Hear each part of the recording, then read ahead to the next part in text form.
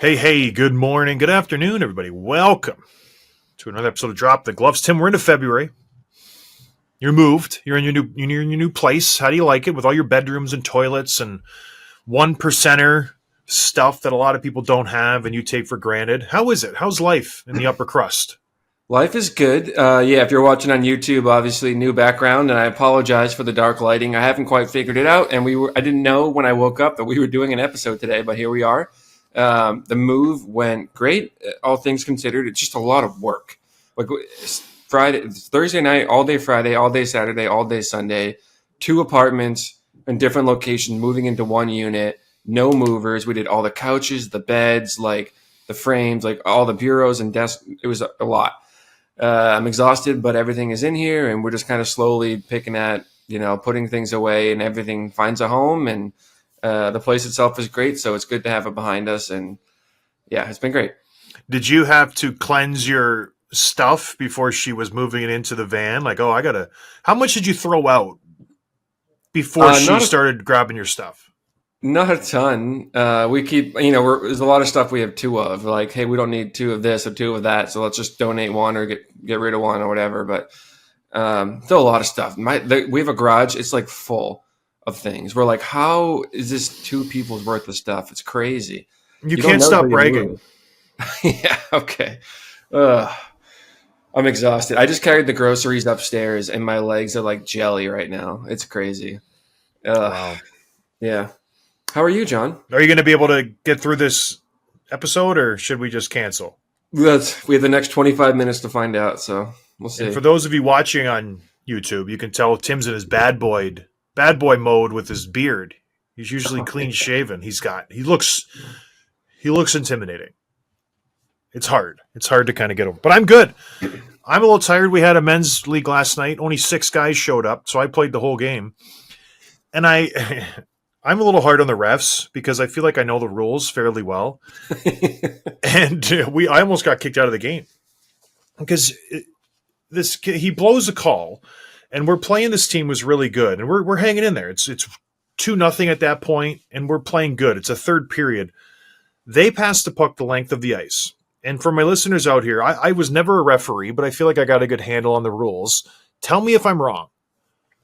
Their defenseman passes it up the ice.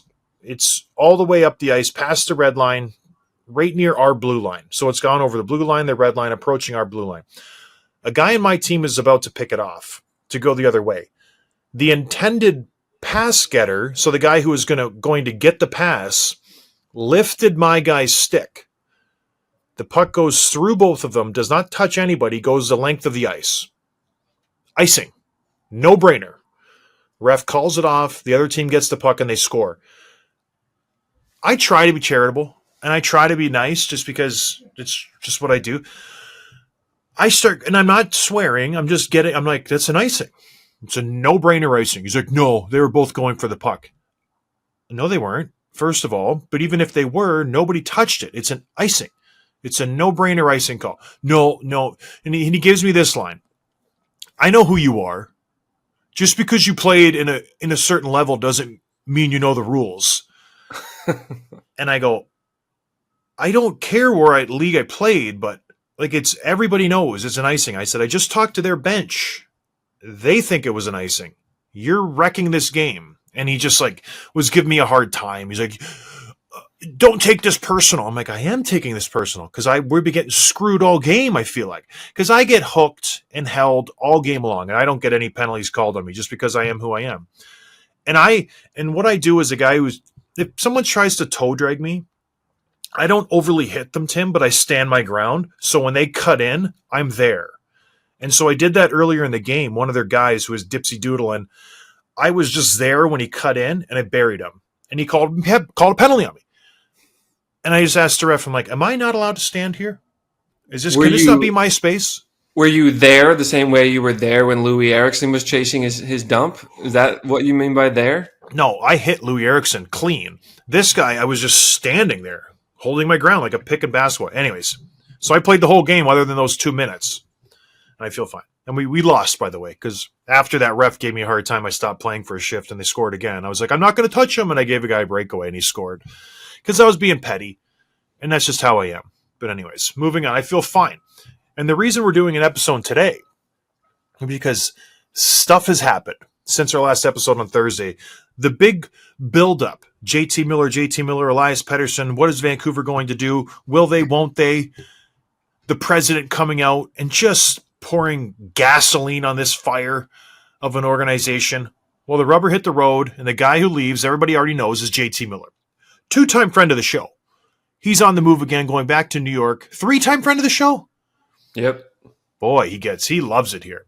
He's going back to New York, the one place where he wanted to go. And let me tell you, I know JT a little bit just from being on the show and being around. He didn't want to leave New York. He loved the city. He loved playing there. He did not want to go. And it's outside of hockey, too. His wife has a very successful, home decorating business where she works with people in designs and this and that. And his kids love the area. He loves the area. He was happy to go back. And don't let anything fool you. He loved Vancouver, but at the end of the day, he didn't want to leave, and he's super excited to go back. Hence the first two games he played, Tim. His first shift. Well, first period versus Boston, he buries it past Korpisalo. In the next game, what did he get? Did he only get 2 assists last game? But he's playing great. Yeah, so let's talk about, this is the second Friday in a row now that we've had a major blockbuster trade happen in the National Hockey League, which is crazy. There's something in the air because there's 4 trades we're going to talk about, not to mention the huge NBA trade, which we won't talk about, but that's a wild one. So the trade itself, the Rangers acquired JT Miller, Eric Brandstrom, and Jackson Dorrington, so, minor leaguer, for Philip Hedl, which was, a little bit difficult to give up, right? You wanted him. Victor Mancini, who hasn't really stuck around in the NHL, and a conditional first-round pick. I think it's top 13 protected. Yes, yeah. So, and from the Rangers' perspective, they get a guy who's last year had 103 points. Like, this is a very, very good player. Still, I would say, in his prime. His best days are probably behind him, but he's 31 years old. He's still going to be a very good player for a couple more years. And Chris Drury even said, quote, certainly an exciting day, an exciting night last night to acquire JT Miller, one of the premier impact forwards in the NHL, brings a lot of unique combination of skills, size, and physicality to our team. Not just helps us this year in the short term, but will be a key part of our core moving forward. That part I think is interesting, the whole core thing, because you add a core piece to a team whose window is now. They have some young players, but their window is now. Their best player, Panarin's 33 years old. So like you want to compete right now this year. And this has been a very underwhelming season, which I know is one of the points that you want to get to, is shaking up this roster. There are 3 centers that they have locked up long-term are now JT Miller, who's 31 years old, Vincent Trocheck, who's 31 years old, and Mika Zibanejad, who's 31 years old. Zibanejad might be a winger now. He played wing on Miller's line last night, so we'll see how this all shakes out. But this is an old core. And if you're the Rangers, does that worry you at all, the fact that you get rid of one of your good young players and bring in a guy, like I said, who's 31 years old and is going to age pretty quickly in the next few years? And not to mention, you can't mention those 3 guys without mentioning Shesterkin, who's 29. And then you go to your back end. Adam Fox is 26. You got Lindgren, who's 26. You got Borgen, who's 28. So it's a win now moment. You can't regroup. You can't trade your top guys because Shesterkin, he needs to win now. I think they've learned their lesson when they had Henrik Lundqvist, and they always kind of, we'll do it next year. We'll do it next year. Chris Drury is doing it this year. And if you look just at the standings, maybe it's not the best time. Right now, they're 6th place in the wild card ranking, meaning there's 5 teams above them to get to the first wild card spot. So they're not even in a playoff position, which is wild to think about. A team making all these moves who potentially might miss the playoffs. And we know the Eastern Conference is just a crapshoot at this moment. Every night, there's a team dropping out. There's a team going in. It changes by the second. But just speaking Chris Drury, this is what you want. If you're a Rangers fan, if you're a Rangers player, this is what you want your GM to do. You have a great team, potentially. And I know I'm hard on Zibanejad. I know I'm hard on the New York Rangers as a whole. And they deserve it because they have the talent. People know what they can do. But when you have a top flight forward in Artemi Panarin, when you have a world-class defenseman in Adam Fox, and you have potentially the best goaltender on the planet in Igor Shesterkin, it is your duty as a GM to surround them with talent to go for the Stanley Cup every single year. And Chris Drury could have sat on his hands this year and say, you know what? I did my best. I did whatever I could. And we're just going to punt to next year. No. He got rid of his captain, Jacob Trouba. He got rid of his number 2 overall pick in Capo Caco. And now he has gone out and got the most enticing forward on the market, JT Miller.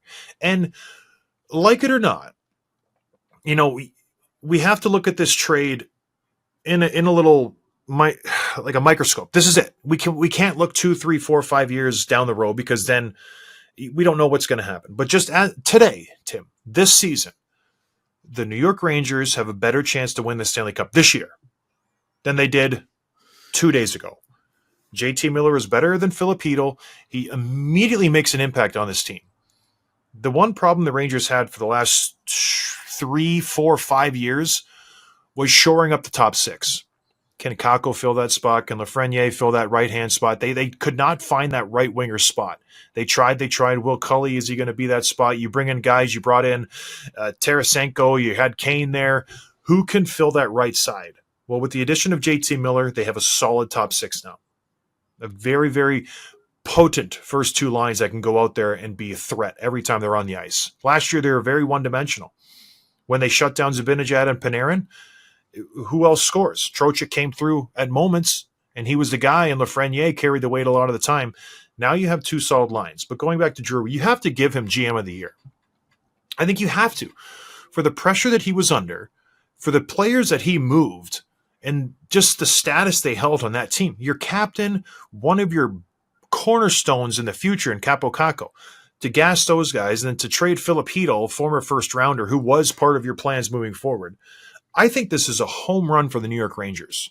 I really do. This year, 4 years down the road, we could be going, ooh, it doesn't look so good. But right now, like I said at the top of this little rant I'm on, you got Shesterkin, Tim, and you got all those guys who are 31 years old, and you got the defense in their age.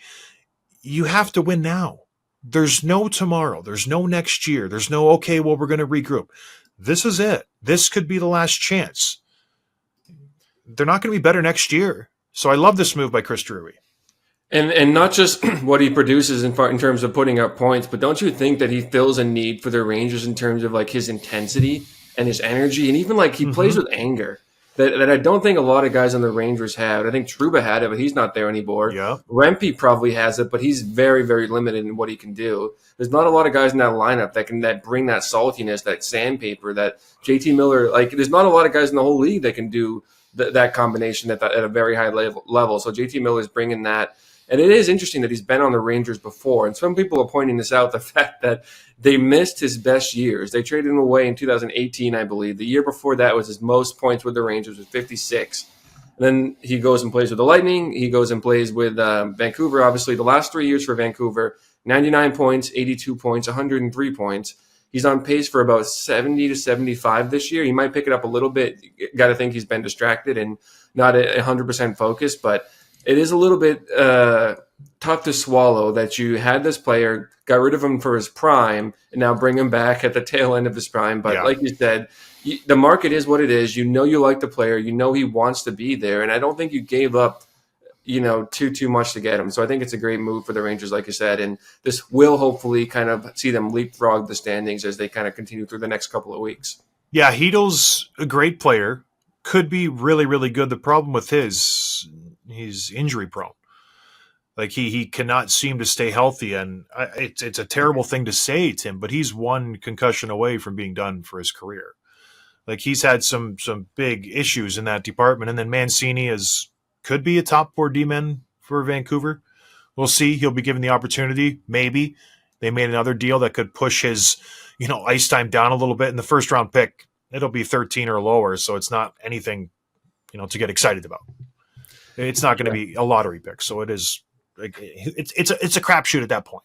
Anything after 13 is who knows what you're going to get. So the key for Vancouver here, they did not retain any money. We talked about New York. Okay, you're getting the best player.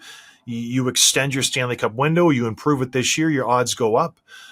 The Canucks were dealing from a deficit based on Rutherford's comments. The key for them, in my eyes, was not retaining any money. You have to keep your window open. JT Miller didn't work. You're going with Pettersson. we can't eat any of that $8 million per that he's making, and they didn't do that. So they got rid of a 31-year-old centerman who is, by all counts, on the decline, rightfully so. You kind of get worse once you hit 30, and you have that money to spend elsewhere. And you bring in a good young forward who could potentially be a good second-line player.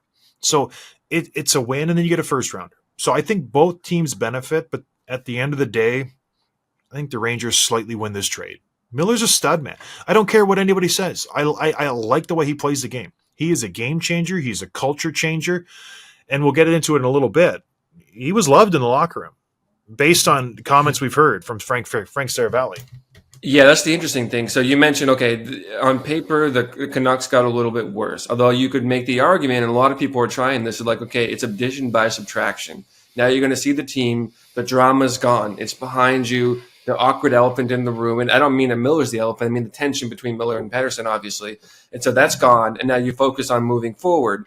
And it's an addition by subtraction. You're going to be better off for this whole thing being behind you. But Frank pointed out, and he said, quote, there was a lot of understanding that, quote, a lot of players on Vancouver are very upset about the Miller trade and that this wasn't the move they wanted. That is really, really interesting. And again, he's not mincing words here. He's basically saying, according to Frank, that some players or many players or all players wanted Pettersson to be the one shipped out and Miller kept. Now, if you're the GM, you don't care of that. Like, you want the younger player who has a higher offensive potential who you can lock up long term. But do you think that this means that these locker room issues could continue even after the Miller's gone? Yeah. Like, it doesn't seem like they've solved anything. And we're usually, especially in the NHL, where there's smoke, there's fire. There's not a lot of baseless rumors that get spread in the hockey world. So Frank Saravalli is one of the most well-respected guys out there. I can count on one hand the times he's been off a little bit. So he's not throwing this out there flippantly. So there is some issues there, and we've had a lot of guys on the show who play for Vancouver, Tyler Myers, Connor Garland. They love JT Miller. They think he is a super teammate, a super guy, and they'll go to bat for him. And I don't know how they feel about Pettersson.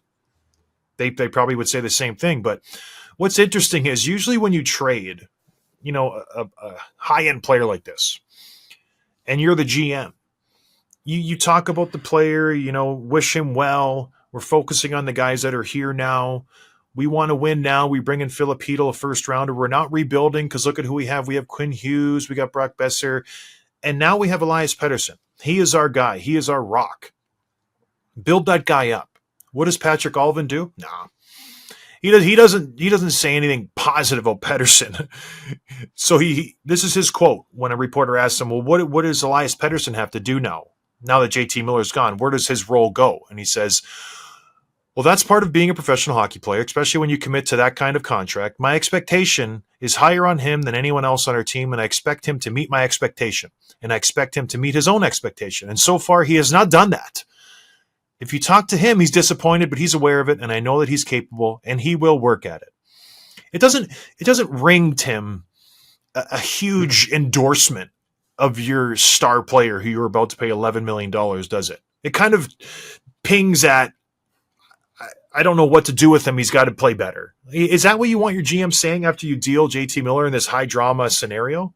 It's not. And there's not a lot of single individual players in the entire league that have more pressure and more spotlight on them right now than Elias Pettersson. I mean, people are kind of watching to see what Miller's done. He's done very well. It's only been 2 games. We're not going to read too much into that just yet. But Pettersson was -2 the first game without Miller in the lineup with no points. So, yeah, I think you're going to have to see him step up. And hopefully he does. The Canucks certainly need it. And we've seen him be, an incredible point producer in this league before. So hopefully now there's no more excuse. You know what I mean? Like you have nothing to blame it on but yourself. And your team is weaker for it. So you have to rely more on the players who are there. So Pettersson, you've got to be at least a point per game guy the rest of the way. And ideally more. Yeah. And I don't know that he's going to do that. No. Listen, if you're making, so I apologize. This is his first year of his $11.6 million deal for eight years. You have to be getting 110 points a year if you're in that rarefied air. That's where you live if you're making that kind of money.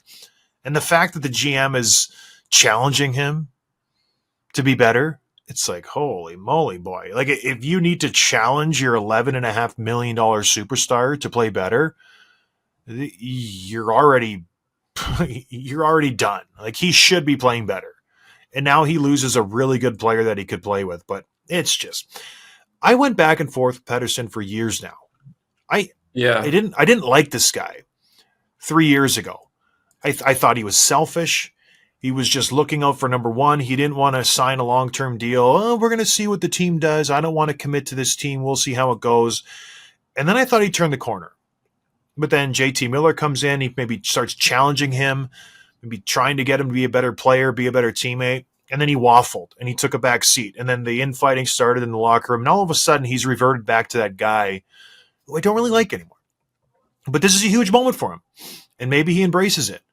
And lost in the shuffle is poor Quinn Hughes, where he's just like having to deal with all this crap. And all of a sudden, he loses probably the best player on the team in JT Miller.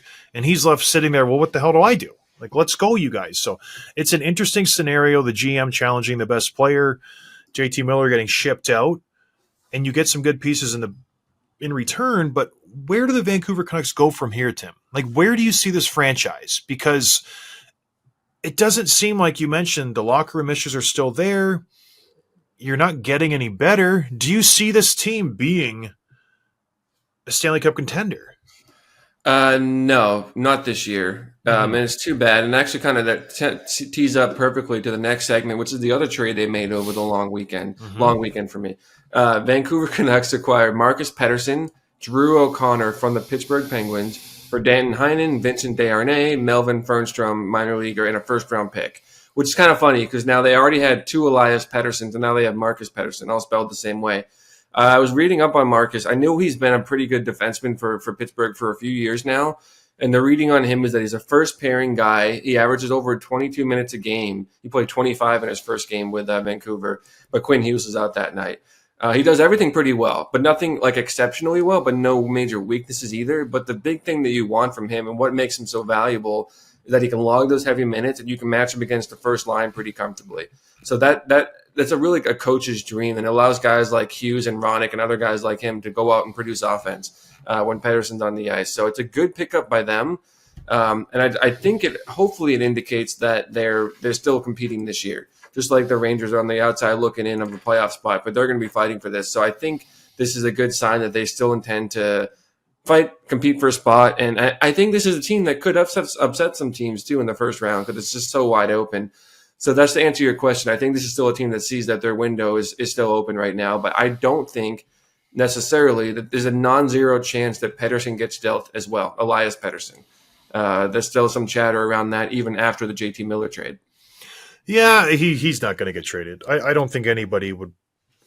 I don't think he's going to get traded, but I think this trade has a bigger impact than the Filipino trade. I like Pettersson. I think he's a good defenseman. He's a poor man's Gustav Forsling for the Florida Panthers. He's kind of a do-it-all, like you said, defenseman, and they needed someone to play with Quinn Hughes.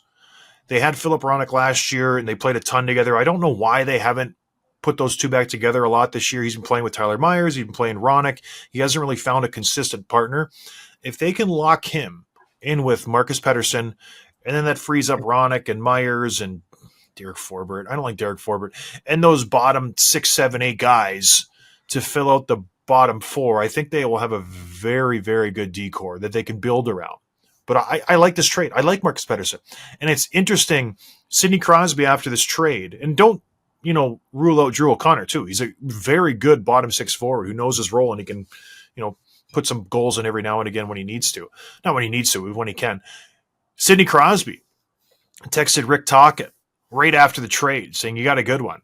Like that, these guys are good. They're good players. They're good humans. And how rare is that when the guy who gets poached of players that he wants messages the guy in the organization saying, hey, it's a good trade. It's a very good trade. So this will have a big impact on this team. I think Pettersson will obviously make more next year. He's going to be a UFA, but this is a good trade for the Vancouver Canucks. This will have a lasting impact on this team if they can re-sign Pettersson. He's a good player who's a nice security blanket for Quinn Hughes, which some of the comments are educate me why Philip Roenick isn't playing with Quinn Hughes that much this year. I don't understand. It was such a successful pairing last year. Maybe they're just not clicking. I don't get it. I don't watch every Vancouver Canucks game, so I don't know the reasons behind that. But this is a good trade for the Canucks. I like this.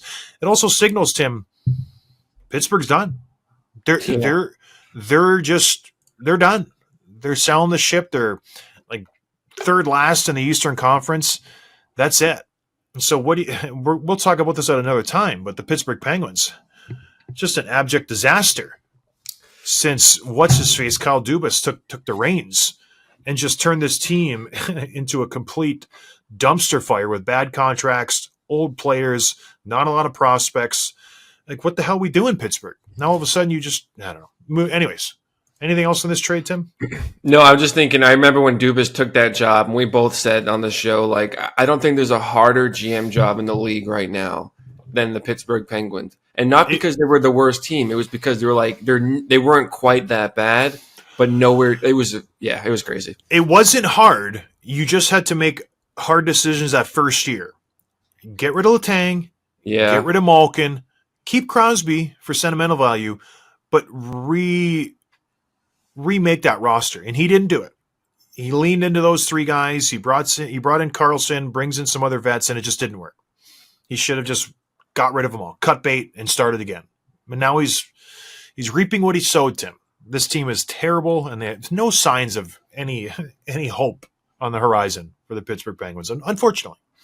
So 2 more trades happened over this weekend, the weekend of crazy trades. The Flyers and the Flames kind of kicked this whole thing off. The Flames acquired Joel Farabee and Morgan Frost from the Flyers in exchange for Kuzmenko, Jacob Pelletier, 2025 second-round pick, and a 2028 seventh-round pick. This one did surprise me.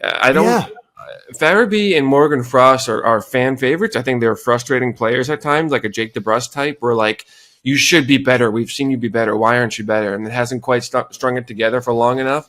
There was one player we had, I don't remember if it was Gudis or someone else who had played on the Flyers, and we asked him who underrated, and he said Joel Farabee. Yeah. I remember who it was. Someone can remind us. But yeah, surprising trade. These guys were both first-round picks, I think in 2017, 2018. Haven't quite lived up to the potential, but the skill is there to be effective NHL players. And I bet one of these guys could still have a tier that they haven't reached yet. So hopefully in a new market, they get a chance to do that. This will end up being like the trade with Pierre-Luc Dubois and the Winnipeg Jets when they got Iafallo and Velarde, and they ended up being the best players in the trade. I like both of these players. They play hard. They seem to be well-liked. They have some skill. They have some sandpaper.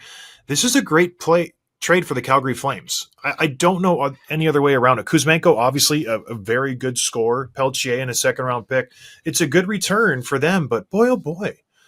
These Calgary Flames, Tim, slowly but surely put together a fairly good roster. They've been competing this year. We had Ryan Lomberg on the show earlier this season. We just talked about how they build their identity and who they are as a team, and Jonathan Huberdeau having a bounce-back year and this and that. They have a damn good team. I think you throw Farabee right in the first line with Huberdeau and Kadri. And then you have Morgan Frost. I think he scored in his first game. Like they have a really good team. And all of a sudden, a team that was supposed to be mired in a rebuild. You know, you lose Tkachuk, Johnny Gaudreau's gone. Your defense, which was once such a strength, is now not strong anymore. You had Zadorov, you had Tanev, you had Uyghur. The defense has changed. You got Anderson, you got Bean, you got Joel Hanley, you have Uyghur still there, but it's just a completely different team, and they're all of a sudden a dangerous team. They have a ton of cap space next year. You got some draft picks, and you have some optimism with this team. It's fantastic. I love what Craig Conroy has done. It's a win for the Calgary Flames, and I don't know why Philly gives up on these two guys when they have shown they can put up points, consistently putting up 30, 40, 50 points, which is good. Tim. I don't get this move for them, and I know you get some return, but boy, this is a huge win for me for the Calgary Flames. Yeah, and I was thinking about this because those guys were both drafted, like I said, 17 and 18, so they weren't picked by Briere, they weren't picked by Torts, and so they precede these new ownership, this new head coach, ownership, but leadership. And so you kind of think, okay, they weren't their guys, they gave them a fair shot, they're ready to move on. This is just a hunch. I don't have anything to back this up. I'm just kind of reading the tea leaves here. It feels like the Flyers are quietly setting up for something big. whether it happens this year, but more likely in the offseason, and go surprise everyone with a major trade or free agent signing, or like an Elias Pettersson type superstar that you come in that isn't quite settled where he is now, and all of a sudden they try to jump the rankings. You give someone like a center to play with Mishkov, and you go out and get a top 4, top pairing defenseman, and all of a sudden no one saw it coming. Then you look back and you realize, okay, they've been gearing up for this for a year and a half now. So just a hunch. We'll see if anything comes out of it, but they shipped away some good players in the last 2 years, and they haven't really brought many new ones in. So you got to think that they have some kind of design for that. You would hope so, because this team is just mired in it's just a dark hole, a place you don't want to be. They have a lot of good individual players, but then you look at their roster and you look at how the contracts work out. It's not good. It is not good at all. Sean Couturier is on one of the worst contracts in the NHL. Great guy, but he's in year 3 of an 8-year deal that pays him $7.75 million. And this guy barely will scratch 40 points this year. And he is not always injured, but that's definitely his MO at this point in his career. He's 32 years old, so he'll be done at 38. Owen Tippett, kind of the young prospect that never really found his footing, and you paid him a boatload of money when you got him from the Florida Panthers. He just never really found it. He's making $6 million, and you got Konechny, who signed that monster deal last year. He's making a ton of money next year. Is he making Is he making $9 million? Yeah, so he's Something almost like making that, $10 million. I just don't. I love your optimism. I love it. I just don't see how this team can change. I don't see what makes them good. Their back end, it's okay. You got Risto for a few more years. You got Sealer. You brought in Drysdale. That's good, but I cannot get excited about this team. I really can't. So I hope they do something. It's good when the Flyers are good. It's good for the league. But boy, Briere has a lot of work to do. He has a lot of contracts that I just don't like. I think the Konechny was a big mistake. I really do. I don't think he's worth that money. He's a feisty player, don't get me wrong. He's good for that city, the blue-collar vibe. He's making $9 million, and his career high in points is 68. Right? Like, is that... Yeah. I love his intangibles, but, man, your best player cannot be Travis Konechny. You can't. Well, it's one thing if you're paying a 22, 23, 24-year-old on futures, like we've seen with so many guys, but Konechny's been around. You know what I mean? Like, he certainly he can be a point per game guy. Yep. I think if all the shit's go the right way. No. You don't think he'll ever be 80-point guy? No, never, ever. Never, ever. He is what this is where you're such an optimist, and the best is on the horizon. There's good things to come, you guys. There's good things to come. Yeah. This guy is 27, 28 years old. He has played his best hockey. That's it. Like, he is not getting better. You have Michkov, I get that. That'll be fun. He's getting benched by Tortorella. There is just a fundamental difference between these two guys. Tortorella tried for a little bit. Yeah. It is not working. Something has to give there. But when you have Michkov playing with Couturier, you think those two guys complement each other? Nope. Not a chance in the world. So something needs to give on this roster, and I just don't know what it is. You have the conservative coach who likes to be accountable and play hard and go through people and block shots and not, playing above the puck. And then you have the new school of players coming in who want to run and gun, who want to do fun stuff. And Michkov has given it back to Torts on the bench like last week, like having an actual argument on the bench because he missed a play and the other team scored. So something needs to give with this team. I don't know what it is, but I do not like where they're headed. Last year was fun. They were fighting above their weight class. They're winning. Everything was great. I think they've come down to earth now. This is the team that they are. They have a lot of bad contracts, and there's really nothing to get excited about. I think you're wrong. I think you're wrong. Yeah, I mean, there's nothing exciting right now, but I just think there's something from out of nowhere. Something. You're the best.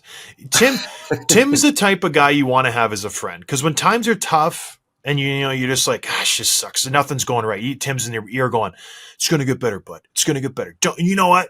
Tomorrow's going to be great. You got this. You got this. Whereas I'm like, it's going to get worse. This is just tip of the iceberg, my friend. It gets way worse than this. I'm the eternal pessimist, and Tim's the optimist. Hey, it all works out in the end, and if it's not worked out, then it's not the end. There you That's go. right. That's a nice little. That's a nice. I like that quote. I I'll didn't never make use up, it. but, My quote is, "It's always darkest before pitch black." It always gets worse. yeah. All right. Last trade, Tim. trade. The last one. Let's get to this one. The San Jose Sharks and the Dallas Stars. Dallas Stars in need of some reinforcements, Tim. Miro Heiskanen, just disgusting hit by Mark Stone. He's out for an unknown amount of time. Lower body injury. Everybody knows what that dirtbag Mark Stone did to him. Nils Lundqvist, their defenseman, out. He's on the IR. Tyler Seguin on the LTIR. Mason Marchment just went on the IR. 4 key guys out of this lineup. And for a team that's a Stanley Cup contender, for a team that's a little bit older in places, they need some reinforcements. And GM Jim Nill went out and made a great play for the Dallas Stars.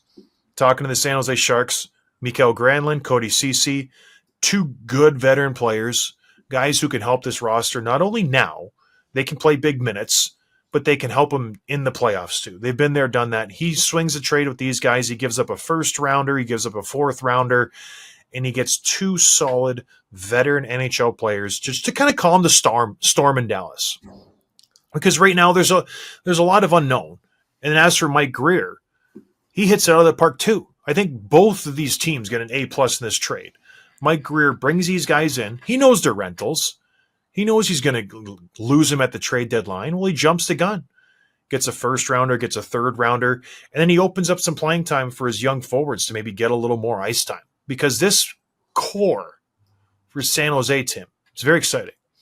We talk about other cores, we talk about young teams, we talk about draft picks. All of a sudden, the Sharks, we had Eklund on the show, William Eklund, before the season started. He was excited too.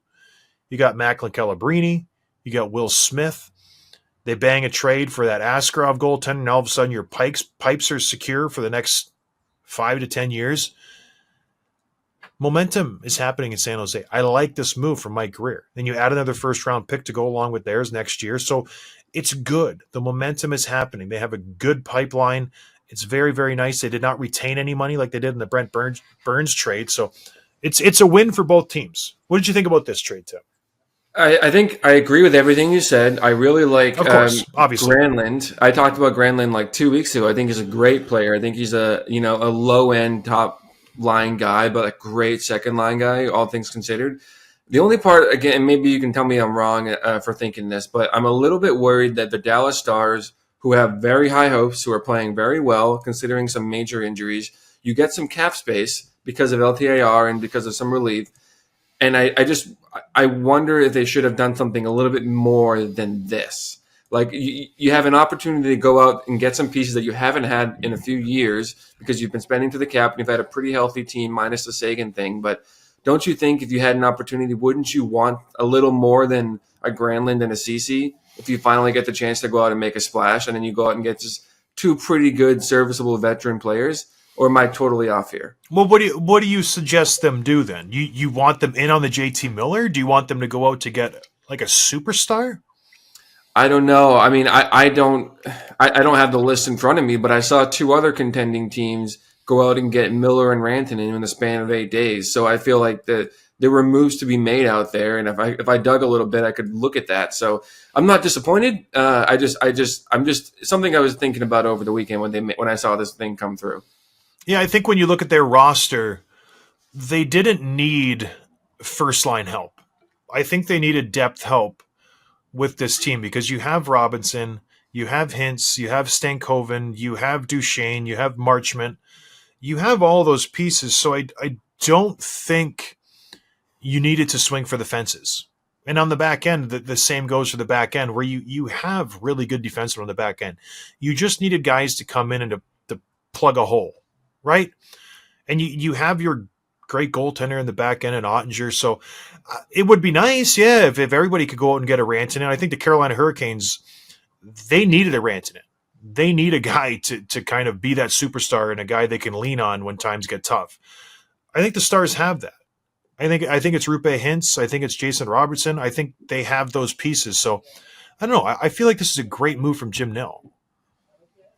Yeah, you're fine. I just don't know like who is. Wouldn't you say Aho is better than every forward on the Stars team? Yeah, probably. You already had a better player, and maybe it's Svechnikov too. Like I don't know Stop. Stop. who's the guy Sveshnikov. who's the guy with the puck on his stick with the game on the line for Dallas. I would probably say it's Robertson. I think you have to go back to the well, a guy who's done it before. I know he's had a down last year and a down season this year, but he's that guy. And that's the beautiful thing about Dallas is they overwhelm you with just four really solid lines. I would say three really solid scoring lines. When you can roll out Robertson and Henson Stankoven, and you got Marchment, Duchesne, and Granlund, then you got Ben Johnson and Dadonov, then you have Sagan coming back. It's hard to compete with that overwhelming one after another. Yes, it's not a high end like an Edmonton can roll out, where you have that just superstar line that is just better than any line you can match up against it. But I don't know. It is what it is. So I think it's what they needed to do and what they could do. And then going back to San Jose, I like what they're doing. They're not, buying into how this team is playing because they haven't playing well, on and off throughout the season, and their vets were playing good. Granlund was good. CC was good for them. They aren't mortgaging their future by saying, oh, these guys are good for these young kids. Let's re-sign them like the Chicago Blackhawks did last year, a team that I was very familiar with. They were bad last year, unequivocally bad, but their vets were good. Jason Dickinson, Foligno, Nick Mrazek. Foligno, and their Peter Mrazek, very good for this team. And instead of leveraging that and trading those guys and getting some prospects, getting some draft picks, they re-signed them. And they didn't get anything at the deadline. And now look where they are. They're still in last place. The vets aren't having the same year they had last year because guess what? They're older. They're not as good as they were in the year before. And they have bad contracts now. And they don't have any young prospects they do, but they would have more if they would have traded those guys. So I like what Mike Grier did. He's like, okay, I get you're playing good, but we have to think about the future. I'm sorry, we're trading you. First round or third round are good for them. Chicago should have done that last year. I think they made a mistake signing those guys. And I said that. And maybe that's why I'm not working in Chicago. But it's great for San Jose, good for Mike Grier, and it was good for our show, Tim. I know I pushed you to get an episode in. I thank you for gutting it out. You're a hero. You really are, because I know you're probably going to just sleep all night. But I appreciate that. Anything else for the listeners, Tim? No. We'll be back probably Wednesday, right? With another episode, and then you're traveling. Where are you headed this week? Heading over to Wisconsin. I got a little talk I'm doing, so I'm going to take the wife and the new baby. We're going to drive over. We go there every summer to Wisconsin for a week. The kids do a summer camp, so we're going to take our time and drive over and have some fun. But yeah, we'll be back. We'll talk to you guys later this week. But have a good one. Thanks for joining us. Cheers, everybody.